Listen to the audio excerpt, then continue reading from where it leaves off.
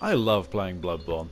It is a awesome, incredible, fun experience to play, and just that sense of ominous dread that you get marching through Yharnam streets, looking at mobs of enemies that charge towards you, screeching curses at your name.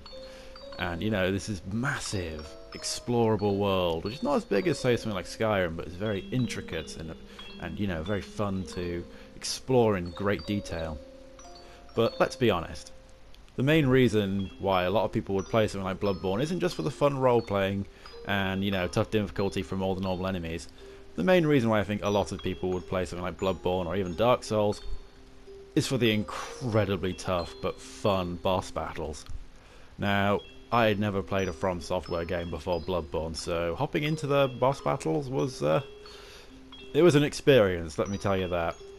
And yeah, the game kind of, it gave me brand new boss battle calluses. I can't look at a game's boss battles the same way anymore. And this video is a list of my top 5 favourite bosses in Bloodborne, the best boss battles that Bloodborne had to offer, in my opinion.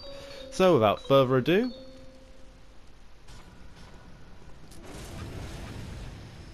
number 5.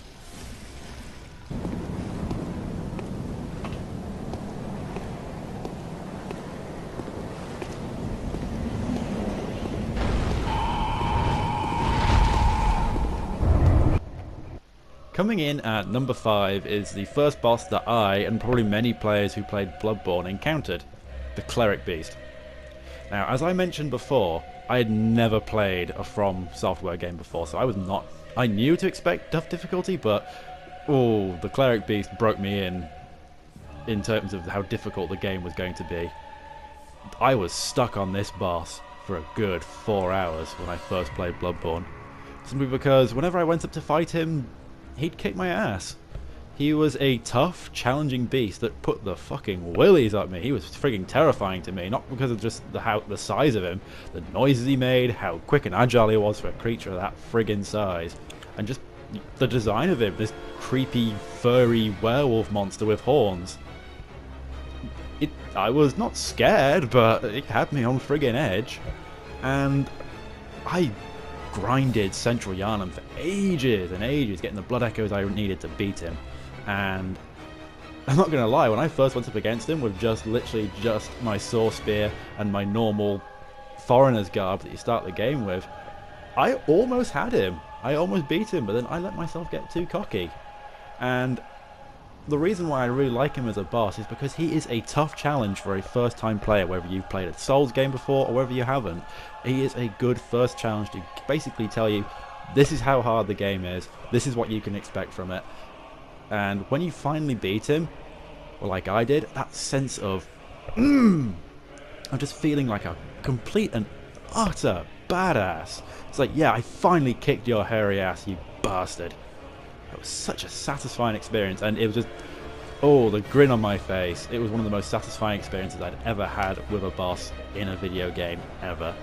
So, you know, that is why I love the Cleric Beast. He's only at number 5 though, because mechanically wise, he's not the most difficult, not difficult, most complex of bosses. You hit his arms, you smack his head to weaken him, you know, that kind of stuff. But it's just that feeling of triumph that I first got when I beat this hairy bastard. That's why I love him.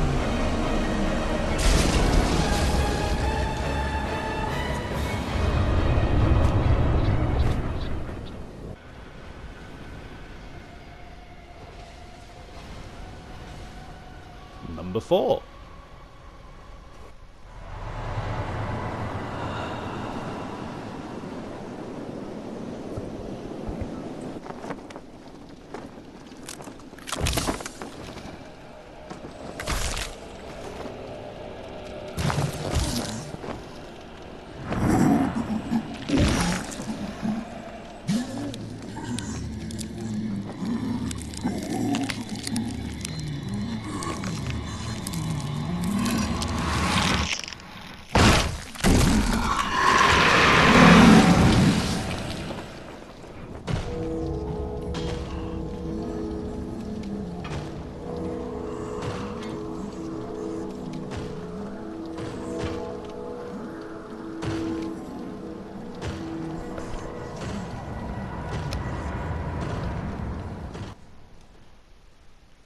Martyr Ligarius. Oh, Ligarius, you tricky dicky. He was out of the 3 or so secret bosses that the game has, he was the first one I encountered, and I encountered him on my second playthrough, because on my first playthrough I never actually even got to Canehurst, because I never realised you had to go to that stone in the Hemwick Channel Lane to activate the carriage coming along. So I'd beaten the game by that point. I had, kicked the crap out of most of the bosses. I hadn't beaten any of the last 2 final bosses because I chose the submit your life option foolishly, because I was aiming to get the secret ending on my first playthrough. But I chose the submit your life option. But when I went to Canehurst for the first time, got my ass kicked by bloodlickers. Most of the enemies in it aren't too difficult, but I did get beaten around a bit by some of the gargoyles and some of the servants. But then I thought, oh yeah, I'm conquering Canehurst. Then I met Ligarius. And I gotta say, he's one of the creepier bosses I have fought in a video game. This frozen, corpse-like, undead creature that he's standing constant vigil over Canehurst, and he charges at you with a sword and pretty much a glowing red scythe, casting dark magic, summoning skulls and swords out of the air to take you down. And this guy took me quite a few tries, and I'm not gonna lie, again, he's not one of the most complex mechanically bosses I've ever seen, but it's just the location that you fight him on top of a frostbitten castle, fighting him at his eternal vigil. He's trying to stop you from finding the Queen of the Vile Bloods. It's his martyrdom that he's trying to protect. And there's the fact that he's an executioner, a holy man who has taken it upon himself to stand watch forever, pretty much for the rest of the time as he expects, making sure that no one finds the last of the Vile Bloods. And the storyline with Alfred and everything like that, I really liked it. I really liked the storyline of Alfred. I'm not going to spoil the storyline for Alfred, but it's a really interesting storyline. It's really awesome. There's a good few characters involved, and it's kind of got a tragic ending if you manage to complete it properly all the way through. So yeah, Martyr Ligarius, I love you, you hairy, creepy, long road bastard. As much as you killed me, I can't help but love you. Visitor. Moon-scented hunter. Number 3. There is a reason this place is called the Altar of Despair. What, you don't believe me? Just watch.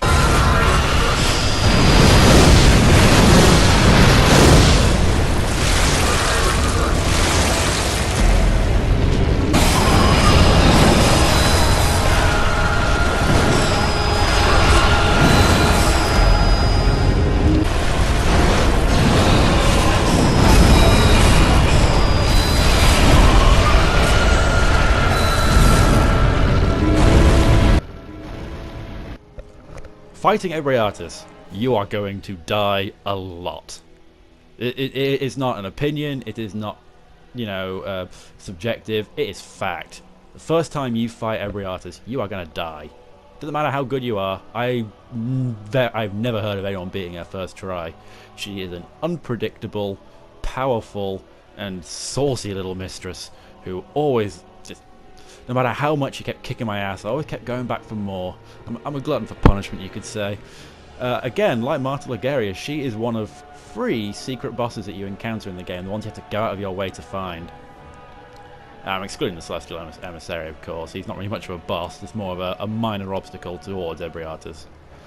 But yeah, she is difficult, and as much as I swear and curse and scream, I fucking hate you, you creepy Cthulhu bitch, when trying to kill her, no matter how many attempts it takes, the reason why I love fighting Ebriatus is the setting, this cool chasm-like altar underneath the cathedral, when you realise that was this really what the healing church revere? Is this what the holy medium that Alfred was referring to that they found, that allowed them to create blood healing?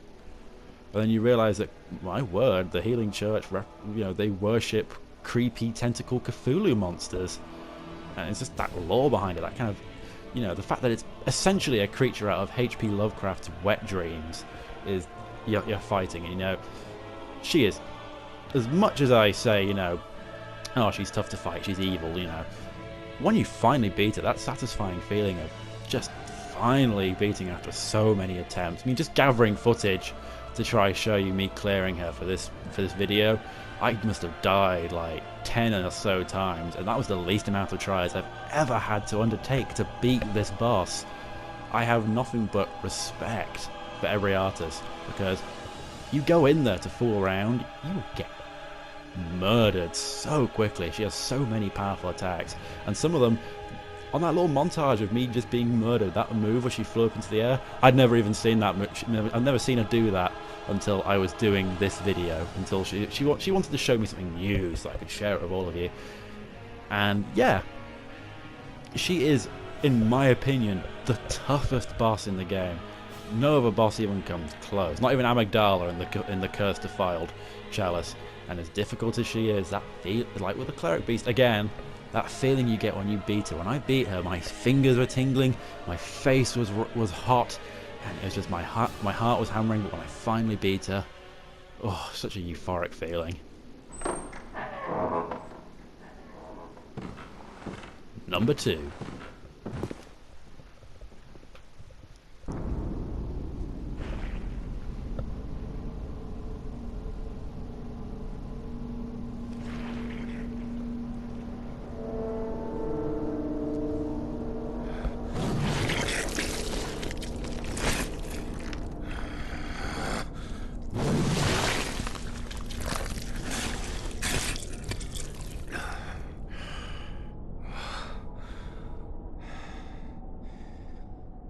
Beasts all over the shop.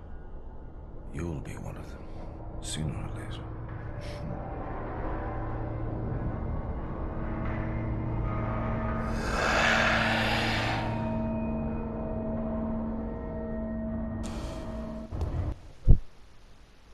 Father Gascoigne, whilst technically being the first boss of the game if you didn't encounter the Cleric Beast, is actually, in my opinion, one of the stronger boss fights. He has 2 forms, well, technically 3 when you consider him using his trick weapon.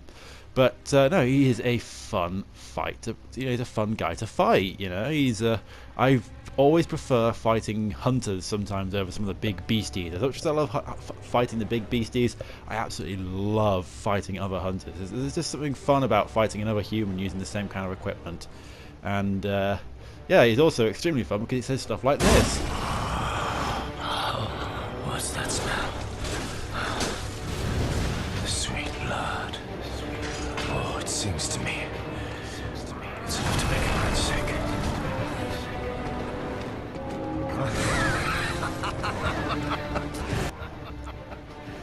Heart of a poet, Gascoigne. Heart of a poet. But no, in terms of this fight, I really like him because of the setting of it. It makes me think of an old PS1 game called Nightmare Creatures. Now, when I first saw Bloodborne, when they showed off trailers for it and gameplay of it, the first thing that came to mind for me was Nightmare Creatures. Creepy Victorian-esque style setting, beasts and monsters roaming the streets.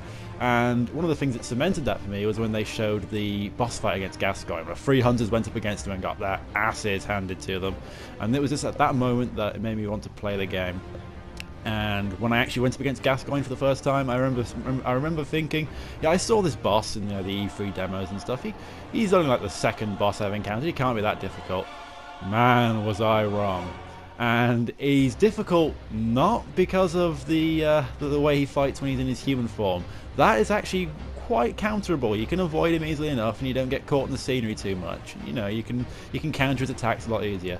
It's when he starts grasping his head and it basically transforms in an instant, that is when Gascoigne becomes scary. That is when the fight becomes hectic. That is when the music ramps up, and that is when my heart rate goes so fast it would break a freaking heart monitor.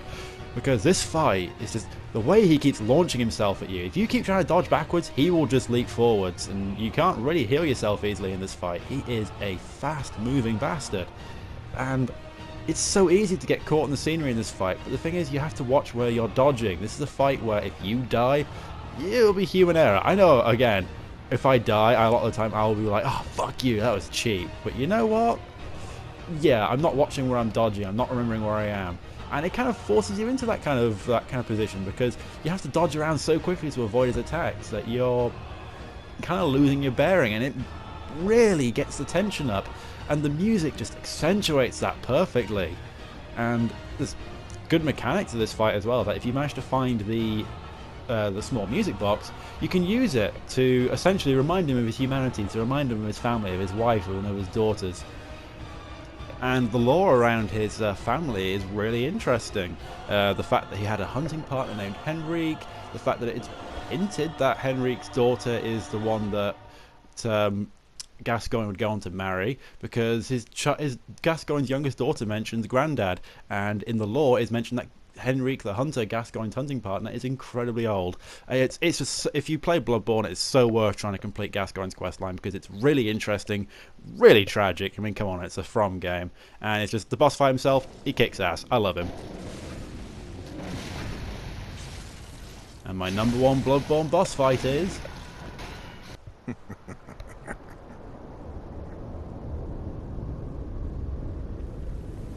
Dear, oh dear.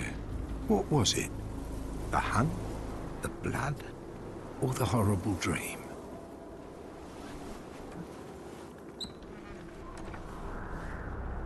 Oh, it doesn't matter.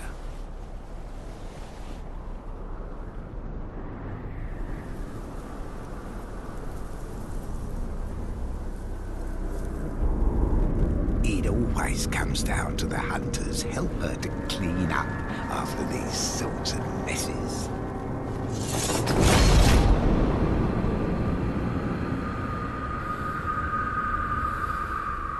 Tonight, Gehrman joins the hunt.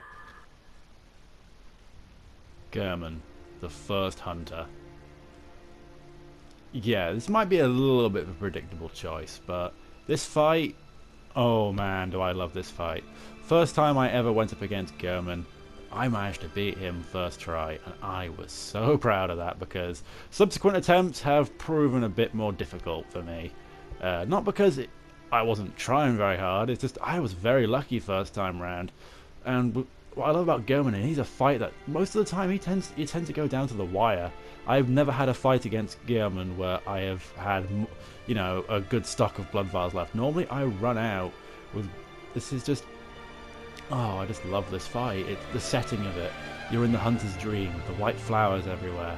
You know, you got the tree behind you. You got Gehrman's grave in front of it. Well, the grave that marks that he was a hunter of the dream. You've got him walking towards you, this long Victorian-esque coat on, his top hat, his long tattered cape, and he's wielding this scythe, you know. And then it's just, oh, I love this fight. There's just, the music that plays is so, oh, ooh, that's how I can describe this fight. Just, ooh, it's just, it's my favourite boss fight. It's just undeniably. I used to say to myself, oh, Gascoigne, I love Gascoigne's boss fight, but oh, when I just thought to myself, which boss fight would I prefer to do over and over again? And just Gehrman. I just love this fight. It's challenging, it's difficult, and ooh, again, just ooh.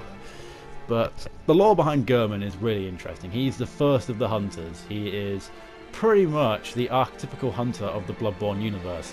He wears, you know, light clothing, very lightly armoured so he can move quickly. He's a weapon that transforms, you know, his awesome scythe blade that transforms into like a sickle sword. He wields a very archaic looking blunderbuss, and he utilises several hunter tools that you can get a hold of. Like, say, he's very quick at dodging a lot of the time, using like with the old hunter's bone you can find. He uses what I believe to be bone marrow ash, because he is capable of staggering you in one hit sometimes with his blunderbuss. And this fight isn't mechanically complex at all. It is just mano a mano, you and him, this big field of white flowers, just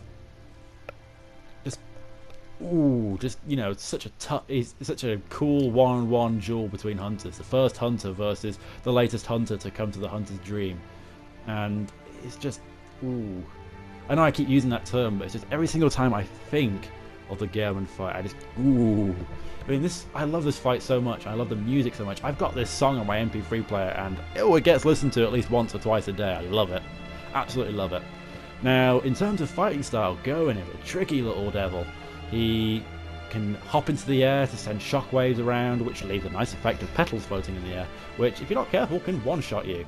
He can be really tricky and do like a grab attack with his scythe, where he essentially just pulls you in from behind and then does another attack on you. He's got such a wide array of abilities, And of course, if you see him standing still and he starts making like jingling noises, just run the fuck away. Just run away, because he will just one-shot you with a massive explosion. You might think, oh, it's a bit of free damage, but no, he will end your ass. He's like Bill Nye the Science Guy. He will end your ass. But yeah, as a boss fight, I love Gehrman. You know, the fact that he's your mentor throughout the story. You don't see him that often, but every so often he gives you like important pieces of information. And when you discover, you know, that he is the first hunter from the description of his character name at the bottom, ooh, and again, ooh, it's just such a, I just can't say it enough. This fight is just really good fun. It's such a tough fight if you don't know what you're doing, and even if you do know what you're doing, it's a tough fight. And it's just, like I say, it goes down to the wire. It's very rare I will have a full amount of blood vials or quicksilver bullets left towards the end. Yeah, this fight, I know if you do the secret ending, it's the fight that goes towards literally the last boss fight before you go on to the very last secret boss fight, which of course is the Moon Presence. But I don't really find the Moon Presence to be that great of a boss, personally. It's alright, but it's not brilliant. Gehrman, for the end of the game, is kind of like, he steals the show for me. He's just such a fun boss fight. And that, again, I know I keep reiterating, I keep saying he's such a fun boss fight, but that is why I love him as a boss, because he is just fun. That's why I love this boss fight. It's so much fun. A lot of the other fights, I love them because either they've got mechanics to them, which are fun, or they're just brutally difficult. But when it comes to Gehrman, I don't complain when he kills me. It's just like, yes! I get to fight a fun one-on-one duel. And that is why he is my favourite boss fight. It's simple. He's fun. Don't know what else to say. He's just fun. Well, that was my list of top 5 Bloodborne bosses. I do apologise, I went off script for this video. I prefer going off script for a lot of videos like this, because I do prefer that kind of natural feeling I get of being able to just say what I feel about it. I know you get a lot of me going, yes and no and stuff like that, but no. Just like that. No, I'm glad I got to do a video like this. I haven't covered Bloodborne for a long while. It's been mostly Destiny stuff because of the Taken King. But thank you for tuning in. It has been a joy making this video and gathering all the footage for it. Trust me, this video has been weeks in the making. So thank you very much for watching. I hope you enjoyed. See you later.